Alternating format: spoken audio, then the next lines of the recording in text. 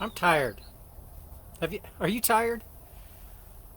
Or maybe I should say it this way. I'm tired of it all. Maybe you're sick and tired of it. Maybe you've had enough. Maybe you find yourself angry because you're sick and tired of everything going on, and so now you're just angry about it. Or you find yourself acting out in anger or responding with anger, frustration. I see a lot of that today. A lot of people who react with anger, outbursts, snapping at people.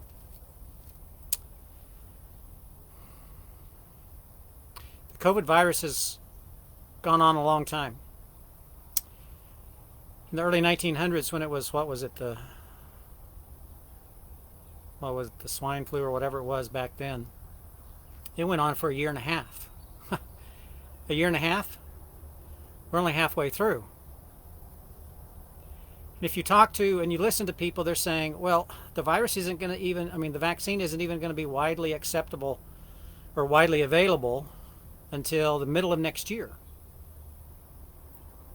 So we're going to be in this for long haul. And so what does that do?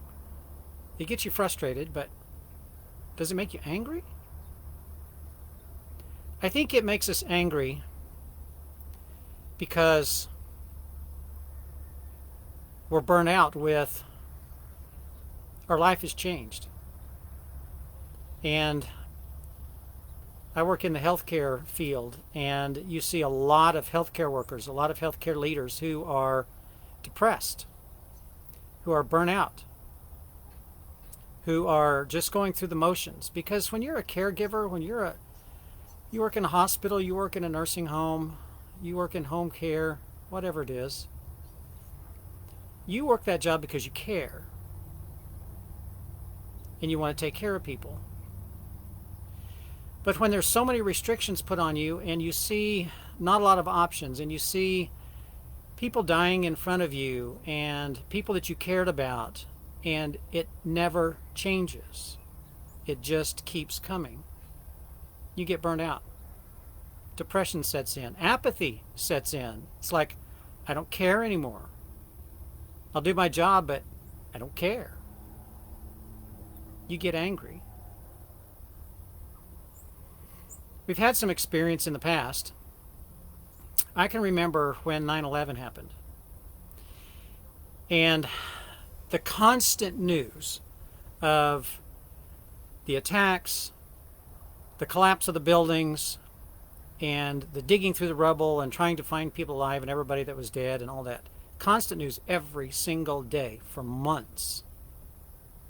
It wasn't until April of the next year, it was like all of a sudden the day seemed brighter, and I realized I had been kind of depressed for about 6 months.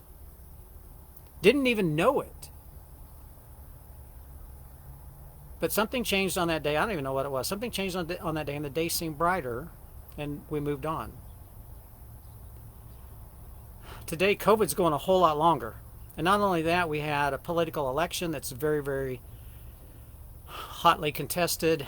Anger. We have violence across the country. We have politicians wanting to use power, to gain political favor. Politicians who are trying to shut down communities and trying to shut down states. I promise you, if you look into the backside of it, it's all about power. It's all about control. At the end of the day, follow the money. It's probably all about money somewhere. And so we get burnt out. We get depressed because we are being forced into this unusual circumstance. And then we get angry. I find myself, and I know it's happening, and so for me, hopefully it's a good thing that I know that it's happening. I find myself wanting to snap back in anger because of a comment somebody makes or a text that I get.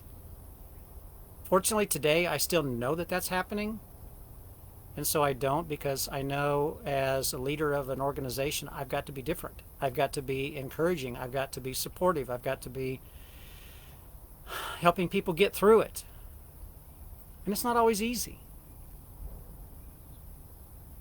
And I see a lot of healthcare leaders who are leaving, a lot of healthcare workers who are leaving the profession because they're burnt out. They're tired. It doesn't seem to make any difference because they keep being beat on by the government, the regulators, whoever, because they're trying so hard. The rules change every single day. And how do you meet the expectations when they change every day, every week? And so you just want to run away. You just want to hybrid. You want to find some new career. Because this one is either hard or it's nutty or you get no support. And you just want to run away. Now I know a lot of them, they just want to run away, but they'll come back tomorrow because they're committed. They're committed to taking care of people. They're committed to doing the work. They're committed to their employees, to helping them get through it. But healthcare workers, healthcare leaders are struggling today. And I see it. They need support. They need the camaraderie of people who know what they're going through and can help get them through it and help support them. And you find that by getting together with coworkers, with peers. Don't isolate yourself. Find others who, yeah, maybe going through the same thing, but at least you can lean on each other and support each other. To show up again another day and get through it another day. And that's what we have to do for each other. So many people have lost their jobs. So many businesses have closed that will never reopen. People are angry about that. People are depressed because they don't have a job anymore and they don't know what they're going to do. And they want to just hide. You can't just hide. You can't go veg out on the couch. At the end of the day, bills have to be paid somehow, right? So we have to support each other. We have to get past our anger, get past our burnout, and find ways to support each other. And I'm going to be talking about that more in the coming days. About supporting each other because we need the support. We need to show up for each other. When your supervisor calls and says, hey, I need you to pull an extra shift, it's not because they're being mean, it's because everybody's afraid, everybody's scared, and they need you to help. So pull the extra shift. Sadly, everybody's too busy. They may not say thank you. Hopefully they say thank you for that. But just know deep down that they do appreciate it. Support. Support each other. This is kind of a weird one today. It's my Thursday thoughts today. It's going through my mind yesterday, going through my mind last night, and again this morning, just because I caught myself wanting to be angry because of something someone said, or driving down the highway and watching traffic, or whatever it might be that makes you angry. The first path of getting through that is to know it's happening and to check yourself. But you need to find somebody who will support you, who can understand what you're going through and can support you in it and help you get through it. And if you've got nobody, because a lot of times, leaders of organizations, they've got nobody who understands what it's like to be at the top, who have all of the hardships and struggles of employees and their families, customers or clients, regulators, the governments, the tax people, all of those pressures on business leaders and organization leaders. Sometimes you need to find people, your peers, who understand and create a support group. We all need each other in times like this. And if you've got nobody, reach out to me.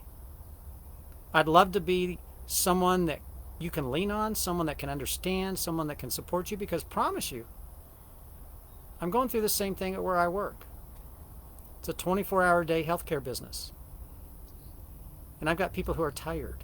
I got people who are probably burnt out. But I have people who are committed to taking care of the people that we serve. and I appreciate them.